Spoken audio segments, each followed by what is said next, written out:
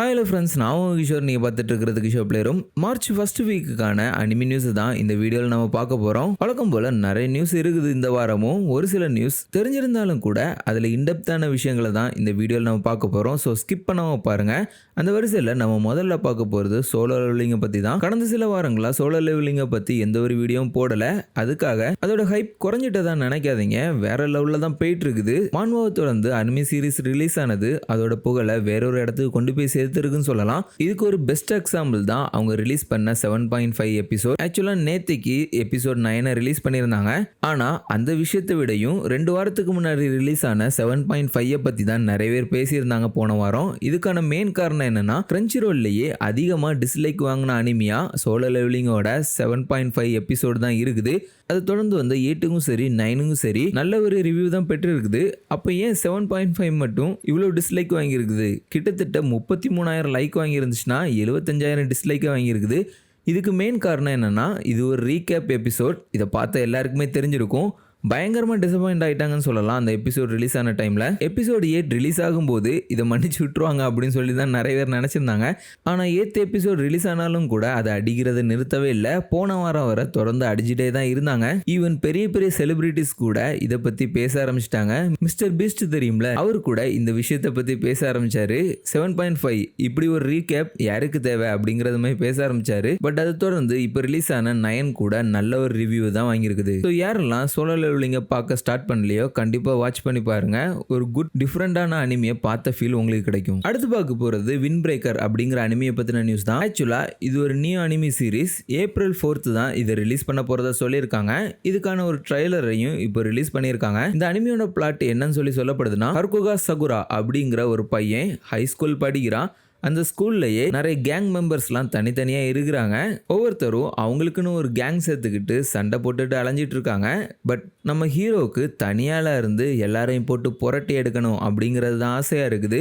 ஆனால் அதுக்கு நான் ஒரு ஹீரோலாம் கிடையாது, அவரும் ஒரு வில்லன் தான். ஸோ அந்த ஸ்கூல்லையே இவர் எப்படி ஒரு பெரிய ஆளாக ஆனார் அப்படிங்கிறது மாதிரி தான் இதோட கதை நகரும்னு சொல்லியிருக்காங்க. கதையை கேட்கறதுக்கு இன்ட்ரெஸ்டிங்காக இருக்குல்ல.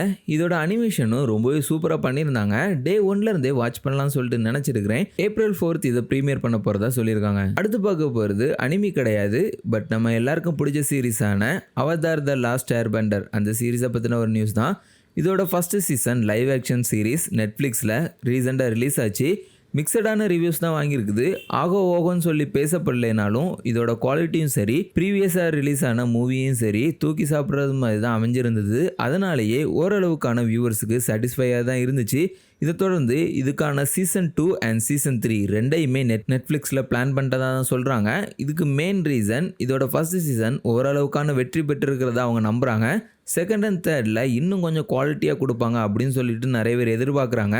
இந்த லைவ் ஆக்ஷன் சீரிஸை நீங்கள் எல்லாரும் பார்த்துட்டீங்களா? உங்களுக்கு பார்க்கும்போது எந்த விஷயத்தை நீங்கள் மிஸ் பண்ணீங்க, இந்த விஷயம் இதில் பண்ணியிருந்தால் நல்லா இருந்திருக்கும்னு சொல்லி நினச்சிங்க, மறக்காமல் கமெண்ட் பாக்ஸில் சொல்லுங்கள். அடுத்த பார்க்க போகிற நியூஸ் ரொம்பவே சேடான நியூஸ்னு சொல்லலாம். டிராகன் பால் ஃபேன்ஸுக்கு இன்னும் ரொம்ப சேடான நியூஸ்னு சொல்லலாம். அகிரா டோரியாமா, கிரியேட்டர் ஆஃப் டிராகன் பால், இறந்து போன நியூஸை எல்லாருமே கேட்டிருப்பீங்க.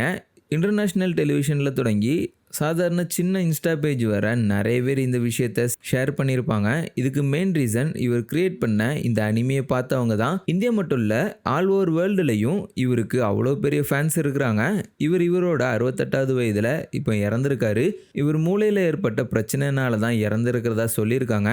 மார்ச் 1 இறந்துருக்காரு. நம்மளுக்கு 3 தான் தெரிய வந்திருக்குது. ஆக்சுவலாக இவரை ஃபாதர் ஆஃப் ஷோனென் அப்படின்னு சொல்லிட்டு சொல்லுவாங்க. இவர் கிரியேட் பண்ண இந்த டிராகன் பால் சீரிஸ் தான் மக்கள் மனசில் ஷோனேனுக்குள்ள வரவேற்பை இன்னும் கொஞ்சம் கூட்டினதா சொல்கிறாங்க. நிறைய பேரோட சைல்ட்ஹுட்டை அழகாக்குனவரும் இவர் தான். இப்படி இவரை பற்றி நிறைய விஷயங்கள் நம்ம சொல்லிட்டு போகலாம். இப்படிப்பட்ட ஒருத்தர் இறந்து போகிறது நிறைய பேருக்கு வருத்தத்தை தான் உண்டாக்கும், குறிப்பாக டிராகன் பால் ஃபேன்ஸுக்கு. இருந்தாலும் அவங்க இந்த டிராகன் பால் சீரீஸை தொடர்ந்து நடத்த தான் போகிறாங்க. டிராகன் பால் சீரீஸ் இருக்கிறத வரை இவர் எப்போவுமே இந்த உலகத்தில் இருந்துகிட்டே இருப்பார். இவரை பற்றி எல்லாரும் பேசிகிட்டே இருப்போம். அடுத்த பார்க்க போகிற நியூஸ், நம்ம ரொம்ப நாளைக்கு முன்னாடி பேசின ஒரு விஷயம் நடந்திருக்குது. ஆக்சுவலாக அது நடக்கும்னு நினச்சி தான் நான் பேசினது. அது என்னன்னா, ஸ்டூடியோ ஜிப்லி ரீசெண்டாக கிரியேட் பண்ண பாய் அண்ட் த ஹெரான் இந்த மூவி ஆஸ்கருக்கு நாமினேட் ஆயிருக்குது.